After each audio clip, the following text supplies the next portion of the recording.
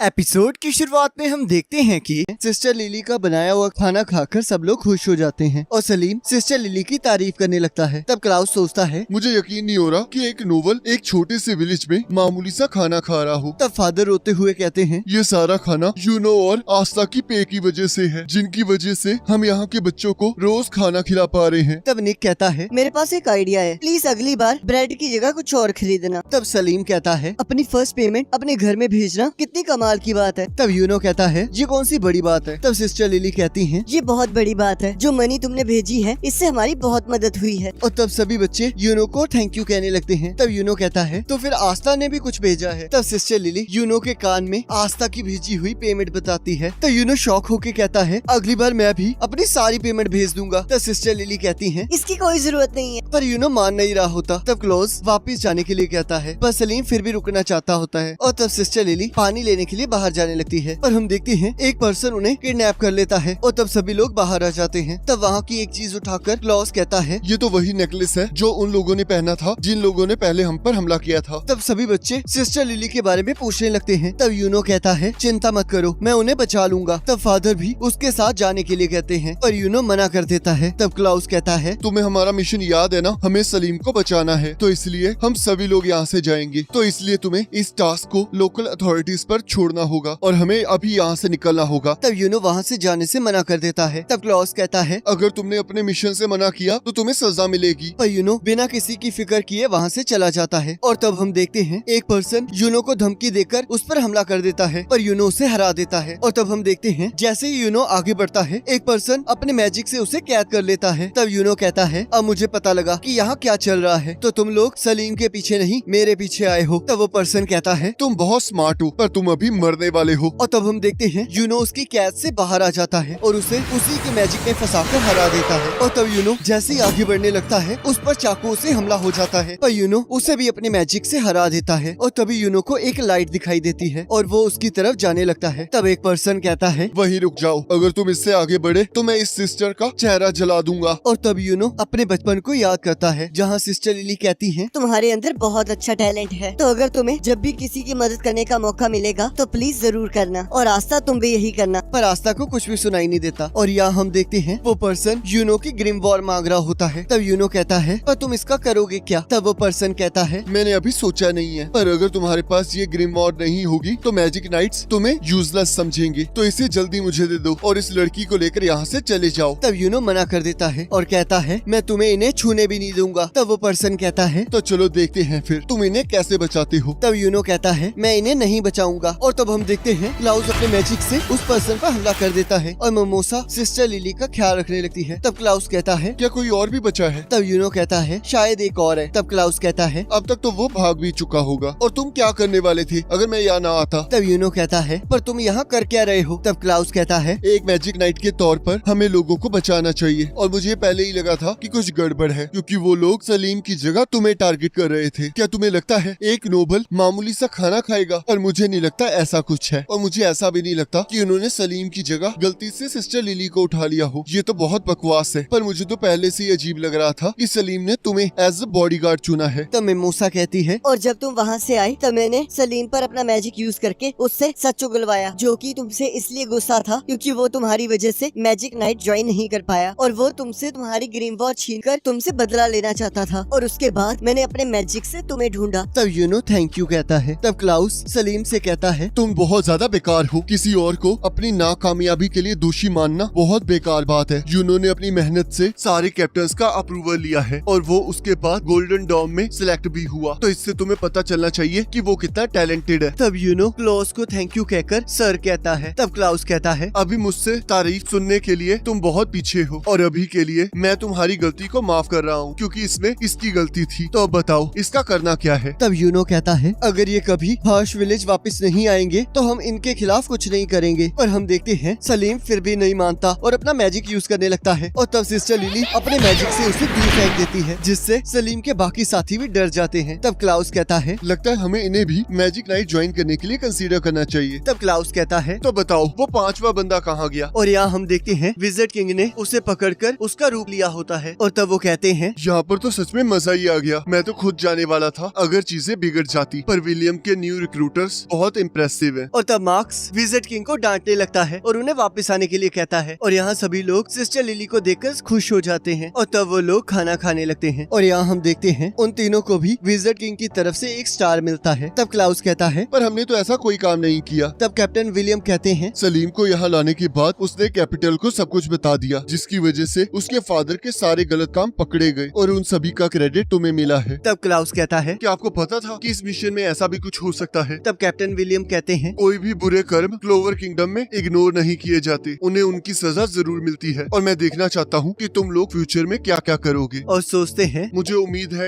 तुम कुछ कमाल करके दिखाओगे। तब क्लॉज कहता है, अच्छी बात है कि हमें एक स्टार मिला है, पर तुम अगली बार अकेले कहीं नहीं जाओगे। और हम देखते हैं उससे कैजुअली लेता है, पर क्लाउस उसे वादा करने के लिए कहता है, पर फिर भी उसकी बात नहीं सुन रहा होता। और यहाँ हम देखते हैं को स्टार मिलने की वजह से आस्था भी कॉम्पिटिटिव हो जाता है और कहता है, मुझे तो लगा था हम उनके पास पहुँच रहे हैं। तब नोबेल कहती है, क्या तुम पागल हो, हम अभी भी -30 पे। तब आस्था कहता है, ये बस 101 स्टार की बात है, हम उन्हें जल्दी ही पकड़ लेंगे।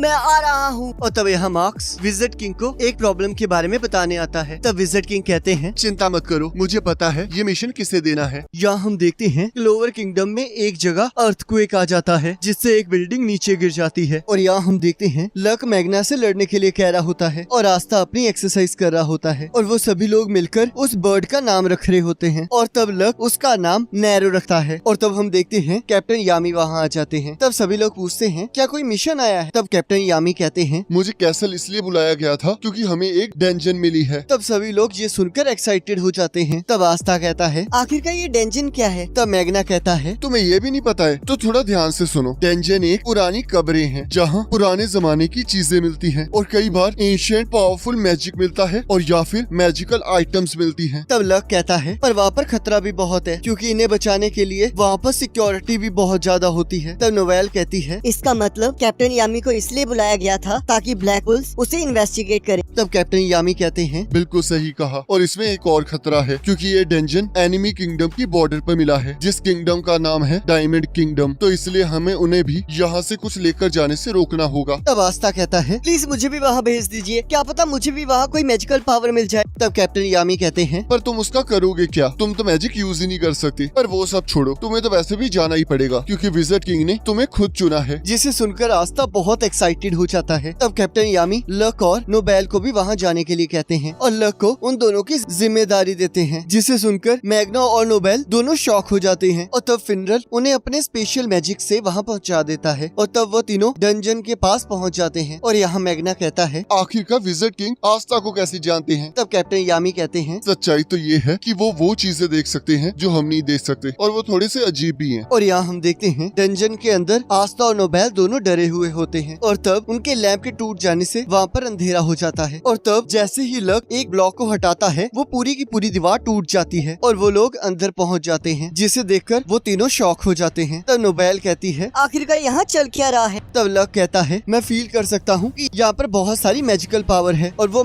बाहर से भी बहुत ज्यादा है। तब नोवेल कहती है, मुझे नहीं लगता मैं कभी ऐसी जगह पर आई हूँ। तब आस्था कहता है, तुम्हें ये कैसे पता चल रहा है? तब नोवेल कहती है, लगता है तुम्हारे पास कोई मैजिकल पावर ना होने की वजह से तुम कुछ भी फील नहीं कर पा रहे हो। तब आस्था रोते हुए कहता है, मैं भी मोना को फील करना चाहता हूँ, ये तो बहुत गलत बात है, आखिरकार मेरे साथ ही ऐसा क्यों हो रहा है। और तब हम देखते हैं आस्था एक ट्रैप को एक्टिवेट कर देता है और हम देखते हैं आस्था अपनी तलवार से उसे काट लेता है। और तब हम देखते हैं लक मजे मजे में सारे ट्रैप्स एक्टिवेट कर रहा होता है और आस्था उन सभी ट्रैप्स को अपनी तलवार से काट रहा होता है। तब लक कहता है, तुम्हारे चेहरों को देखकर बहुत मजा आ रहा है, मैं तो पूरा दिन ऐसे खेल सकता हूँ। तब आस्था और नोबेल सोचते हैं, अगर हम इसके साथ रहेंगे तो पक्का मारे जाएंगे। तब लक कहता है, तुम्हारी तलवार तो कमाल की है आस्था, शायद इसी वजह से विज़र्ड किंग ने तुम्हें चुना है, तो जल्दी अपने आप को तैयार करो ताकि मैं तुम्हारे साथ लड़ सकूं। और तब लक अपनी पावर से अपने आसपास के मैजिक को सेंस करने लगता है और सोचता है, मुझे पता था कि यहाँ पर हमारे अलावा भी कोई है और लगता है ये बहुत ज्यादा स्ट्रॉन्ग है। और तब लक उन दोनों को छोड़कर वहाँ से चला जाता है। तब नोवेल कहती है, आखिरकार ये पागल सोच क्या रहा है, आखिरकार मैं यहाँ कहाँ फंस गई। और तब लक कहता है, ये लोग तो बहुत करीब हैं, इनके साथ लड़ने में तो बहुत मजा आएगा, काश ये मुझे अच्छी फाइट दे। और तब आस्था कहता है, तुम चिंता मत करो, ये डंजन तो हमारे लिए बच्चों का खेल है क्योंकि मैं विज़र्ड किंग बनने वाला हूँ और तुम देखना